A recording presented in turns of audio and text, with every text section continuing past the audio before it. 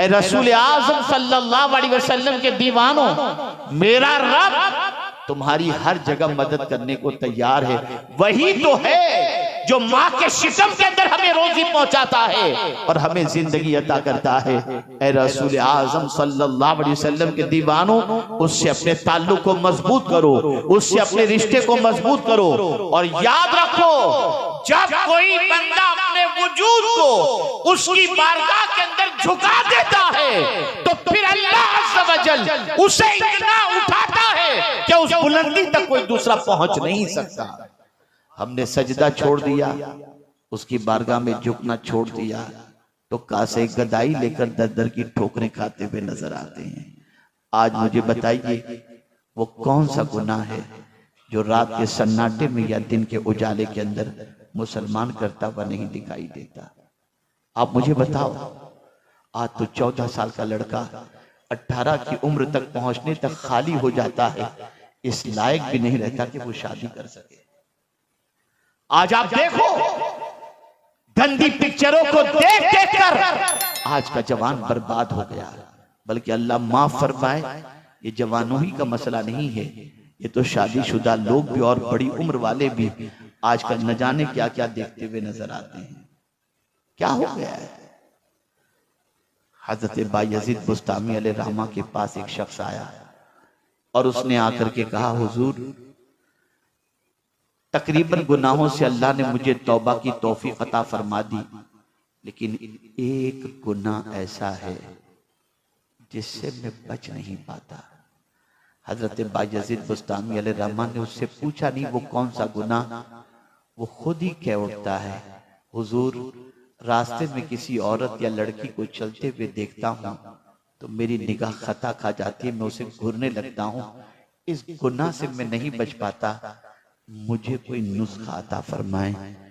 वो बुजुर्ग हजरत बायजीद बुस्तामी अलैहिर्रहमा ने जवाब में इरशाद फरमाया, बेटे, एक नुस्खा तुझे देता हूँ, और वो ये है, जब तेरा नफ्स तुझे किसी हराम चीज को देखने के लिए वर्गलाए और शैतान तुझे वर्गलाए, तो ये तसव्वुर जहन में रखना, तू उसे देख रहा है और तेरा खुदा तुझे देख रहा है। वो शख्स जब ये सुनता है, सुनने के बाद चला गया।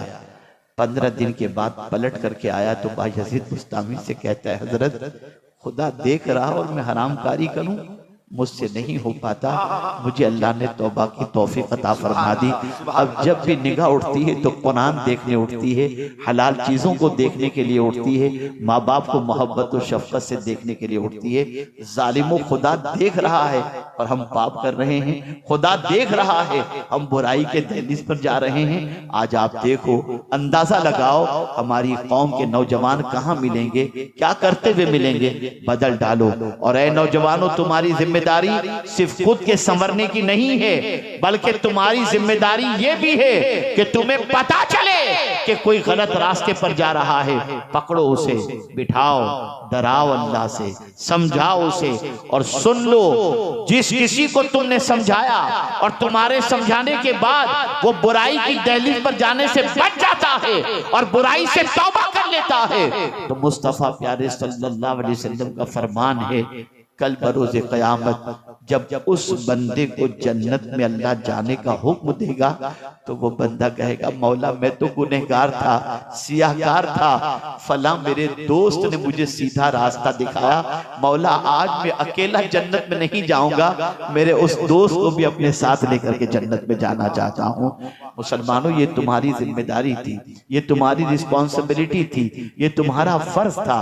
अगर हमने ये फर्ज निभाया होता तो हमारे बच्चे आवारा नजर ना आते, हमारे बच्चे बदकिरदारी के अंदर नजर ना आते, लेकिन हमने ये जिम्मेदारी तर्क कर दी और इसको जिम्मेदारी महसूस ही नहीं की, नतीजतन हमारा मुआशरा बिगड़ रहा है। मैं उन माँ बाप से भी कहना चाहता हूँ जो माँ बाप केयरलेस हैं और अपने बच्चों से लापरवाही का इस तरीके से मुजाहिरा करते हैं कि अपने बच्चे की ये फिक्र नहीं रखते कि मेरे बच्चे की आदत अच्छी हो, मेरा बच्चा 10 के दरमियान बैठे तो इज्जत से देखा जाए। नहीं, आजकल माँ बाप का मामला ये हो गया, बच्चे पैदा किए, छोड़ दिया, अल्लाह अकबर, खुद से बड़े हो रहे हैं, कोई तरबियत नहीं, कोई डिसिप्लिन नहीं। आप जानते हैं, एक वाकया मैं आपकी समाअतों के हवाले करूं। गालिबन मैं जर्मनी से आ रहा था, फ्लाइट के अंदर बैठा हुआ था, मेरे बाजू में एक फैमिली बैठी हुई थी। उस फैमिली के अंदर एक खातून, उसका शौहर और एक नन्हा सा बच्चा था, और चाइल्ड मील माँ ने मंगवाया, बच्चे का खाना फ्लाइट के अंदर। बच्चे का जैसे ही खाना आया, माँ ने बच्चे के लिए लुकमा बनाया। एक लुकमा मुंह में रखने से पहले बच्चे से कहते, बेटे बोलो बिस्मिल्लाह। बच्चा बोलता बिस्मिल्लाह। बच्चे के मुंह में माँ लुकमा रखती, उसके बाद बच्चे से माँ कहती, बोल बेटा अल्हम्दुलिल्लाह। तो बेटा कहता अल्हम्दुलिल्लाह। एक एक लुकमे पर माँ बिस्मिल्लाह शरीफ भी पढ़ा रही है और अल्हम्दुलिल्लाह भी कहला रही है। मेरे अंदर सीखने का जज्बा है, मैं जानना चाहा कि आखिर इसकी वजह क्या है। मैंने बच्चा जब खाना खा चुका और माँ खिला चुकी, तो मैंने उस बच्चे के बाप से पूछा कि जरा अपनी बेगम से ये पूछ के मुझे बताएं कि ये बहन जो है वो अपने बच्चे को हर लुकमे पर बिस्मिल्लाह और अल्हम्दुलिल्लाह क्यों पढ़ा रही है। तो उस औरत ने मेरी बात समझ ली। इसका शौहर जवाब जो उससे पहले औरत जवाब देती है, हजरत मामला सबसे बड़ा ये है, मैं देख रही हूँ कि आज का मुसलमान टनो खा लेता है, ना बिस्मिल्लाह पढ़ता है, ना अल्हम्दुलिल्लाह पढ़ता है। तो मैं अपने बच्चे को हर लुकमे पर इसलिए बिस्मिल्लाह पढ़ा रही हूँ और हर लुकमे पर अल्हम्दुलिल्लाह इसलिए कहला रही हूँ, ताकि बड़ा होने के बाद शुरू में तो कम से कम एक बार बिस्मिल्लाह पढ़ ले और आखिर में तो एक बार अल्हम्दुलिल्लाह पढ़ ले। उस माँ की अजमतों को सलाम, जो माँ अपने बच्चे की तरबियत में इतनी फिक्र करती है। लेकिन आज की माएं सीरियल देख रही हैं, बच्चा दूध के लिए रो रहा है, माँ को फिक्र नहीं है। टहलने के लिए निकल रही है, बच्चा तड़प रहा है, माँ को फिक्र नहीं है। बाप कमाने के लिए निकल रहा है, बच्चा तड़प रहा है, बाप को फिक्र नहीं है। सुन लो, हदीस मुस्तफा सल्लल्लाहु अलैहि वसल्लम है, कुल्लुकुम राइन व कुल्लुकुम मसऊलुन अन रइयतिही। याद रखो, हर बच्चे के बारे में उसके माँ बाप से कयामत के दिन पूछा जाएगा।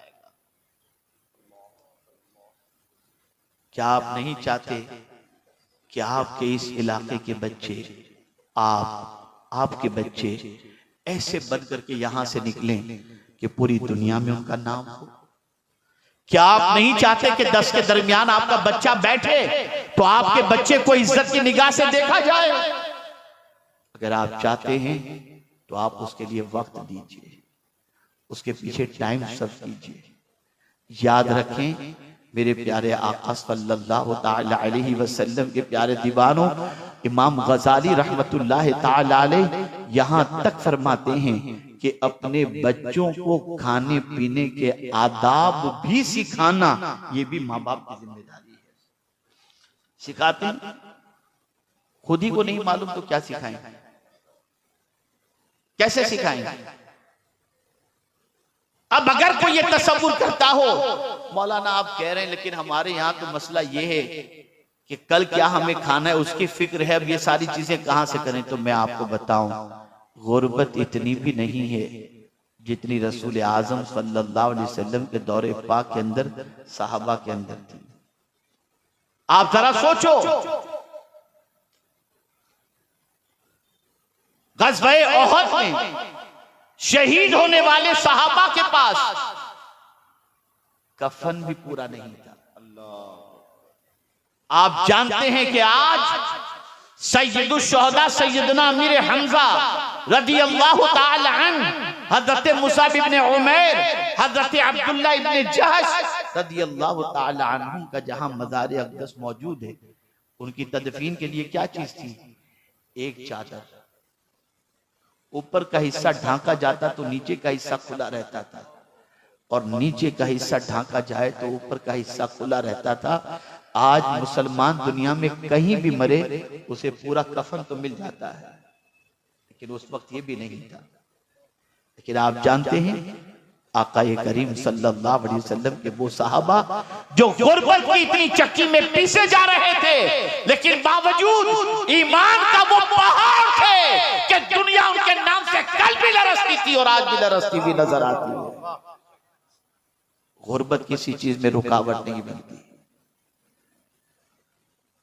खुद मेरे आका सल्लल्लाहु अलैहि वसल्लम की हयात तैयबा तो देखें, अल्लाह अकबर। मैं अक्सर कहा करता हूं, एक गरीब,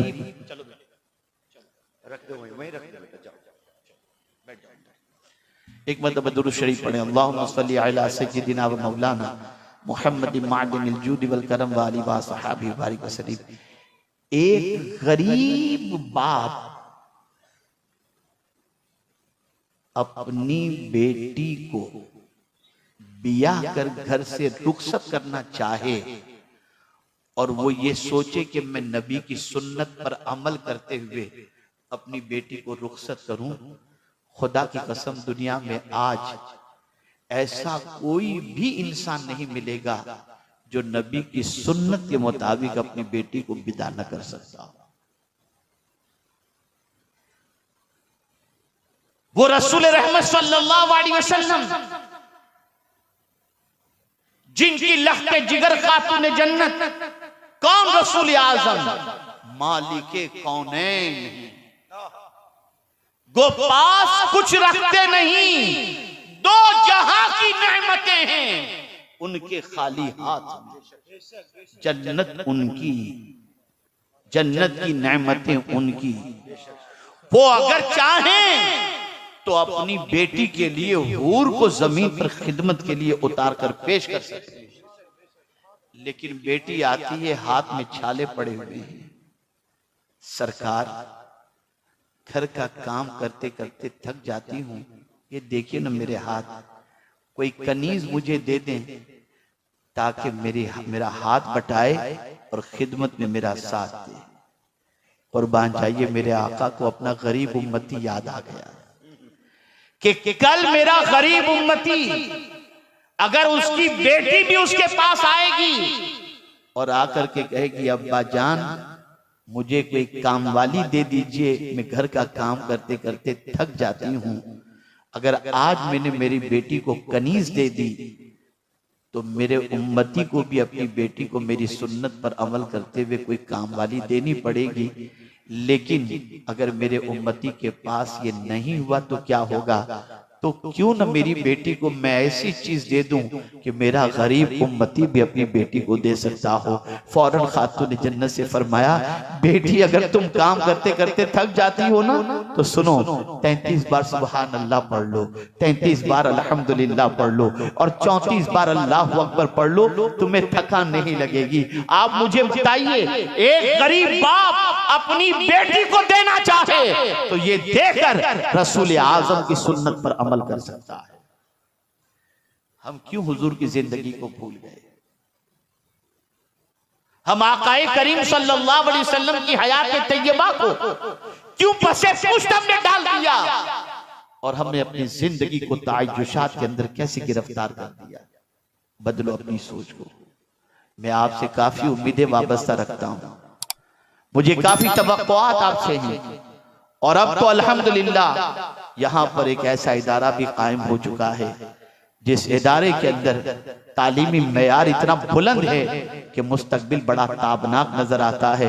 मौलाना अजहर साहब जो है माशाअल्लाह, जो हमारे दिल मोहम्मद भाई के भतीजे हैं, जो इदारा उन्होंने कायम किया है, तालीमी मेयार बहुत स्ट्रॉन्ग है। अल्लाह अज़्ज़ व जल उन्हें कामयाबी से हमकनार फरमाए और उनके मुस्तकबिल को ताबनाक बनाए। बच्चों पढ़ो, छोड़ दो गुनाह से अपने ताल्लुक को, छोड़ दो गुनाह से रिश्ते को, छोड़ दो अपने आप की जिंदगी को बर्बादी के रास्ते पर ले जाने के लिए। आप जानते हैं, एक 6 साल का नन्हा सा बच्चा अपनी माँ को जब देखता है कि वो चूल्हा जला रही है तो माँ को ये काम करते देखकर उसकी आंखों से आंसू आ जाते हैं, रोने लगता है, गिरियोजारी में इतना गिरफ्तार हो जाता है जिसकी कोई इंतहा नहीं, बिलक बिलक करके वो रो रहा है। माँ ने पूछा, बेटे क्या गलती हो गई कि तू रो रहा है?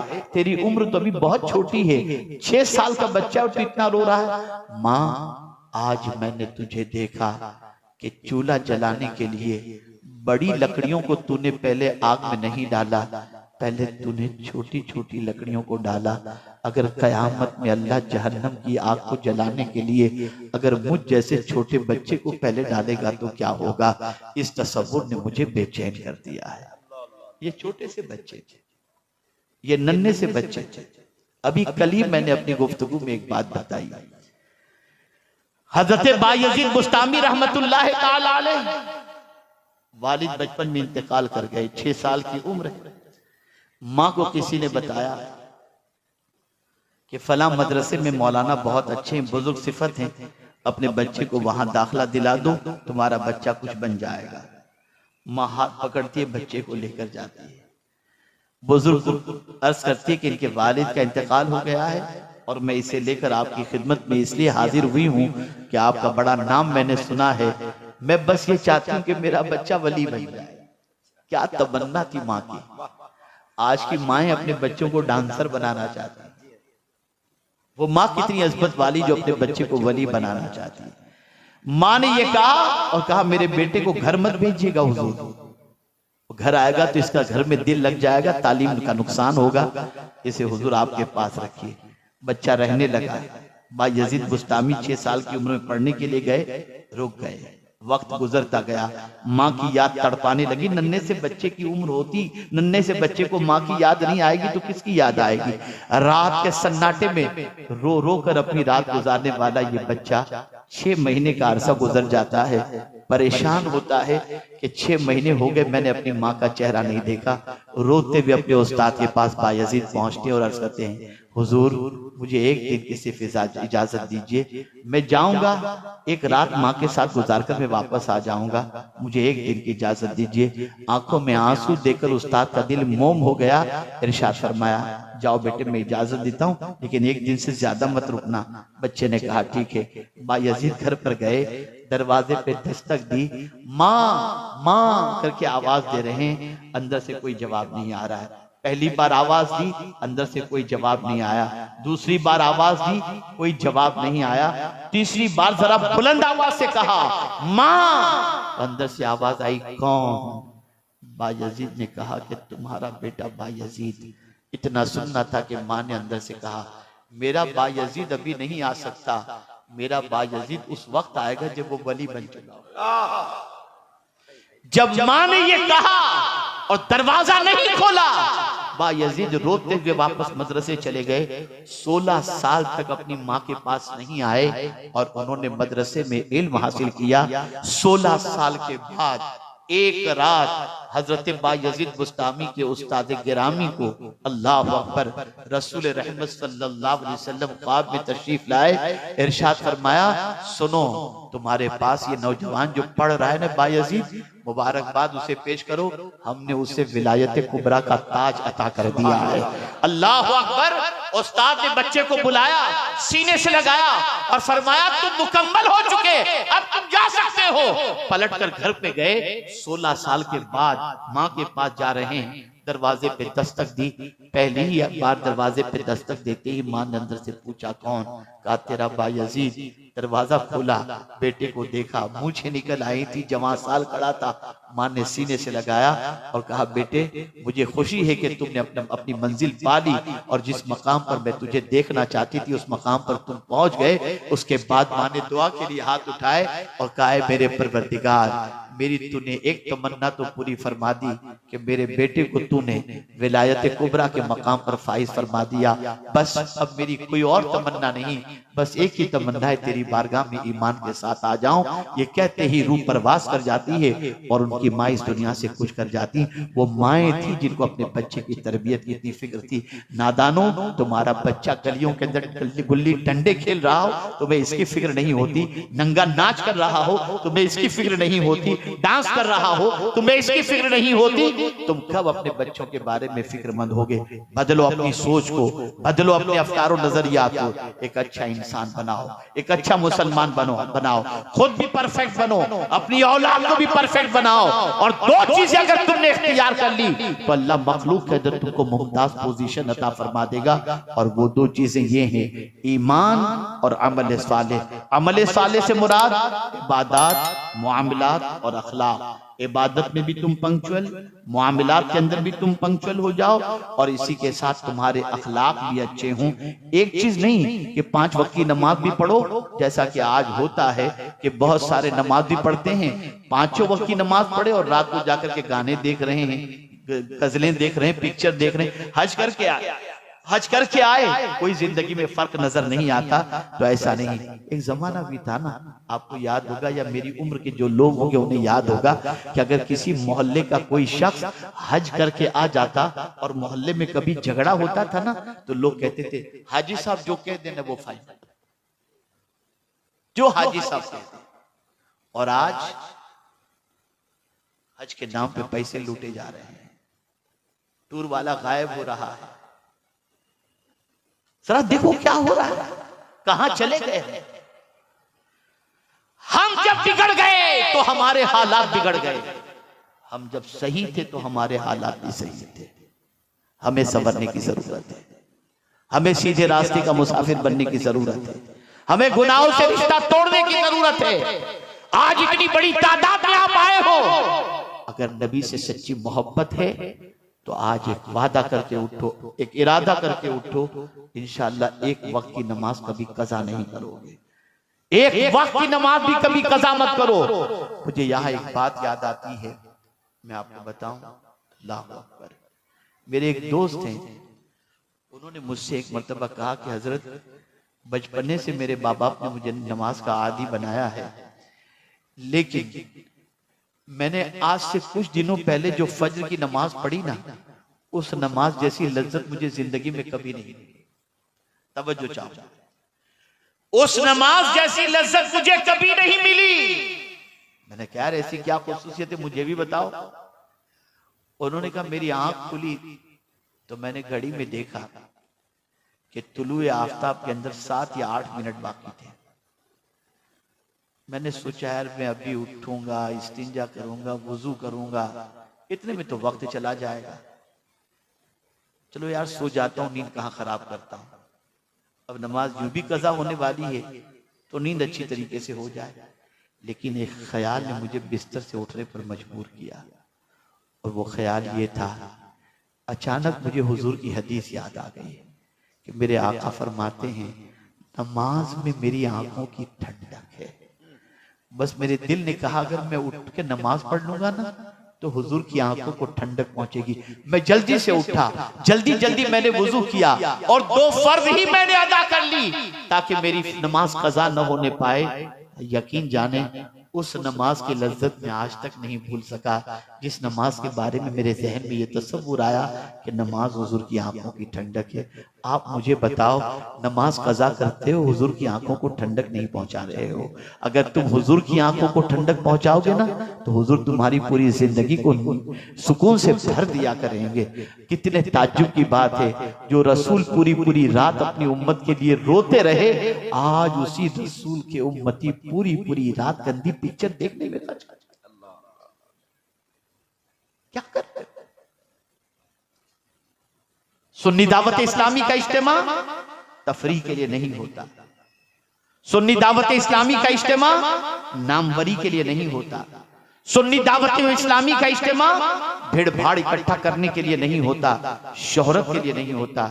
सुन्नी दावत इस्लामी का इज्तिमा एक ही मकसद के लिए होता है, जो खुदा से दूर हैं उनको खुदा से करीब कर दो, जो हुजूर से दूर हैं उनको हुजूर से करीब कर दो। हम बस यही चाहते हैं गुनाह से रिश्ता टूटे और हुजूर से रिश्ता जुड़े, गुनाह से रिश्ता टूटे, खुदा से रिश्ता जुड़ जाए। आज से अपनी जिंदगी को तब्दील करो, आज से अपनी जिंदगी में इनकलाब लाने की कोशिश करो।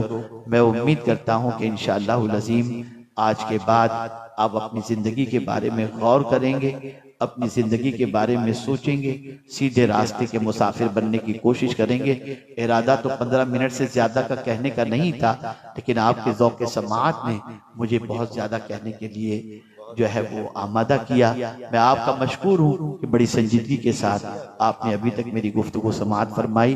बस इतना सुन लें, अगर कोई शख्स इशा की नमाज में सुस्ती करता है और फज्र की नमाज में सुस्ती करता है तो हुजूर फरमाते हैं सल्लल्लाहु अलैहि वसल्लम, मुनाफिक पर 2 वक्त की नमाजें भारी हैं, इशा की और फज्र की। और जो शख्स जानबूझ करके एक वक्त की नमाज कज़ा कर दे, अल्लाह उस पर से अपने दस्ते अमान को उठा लेता है।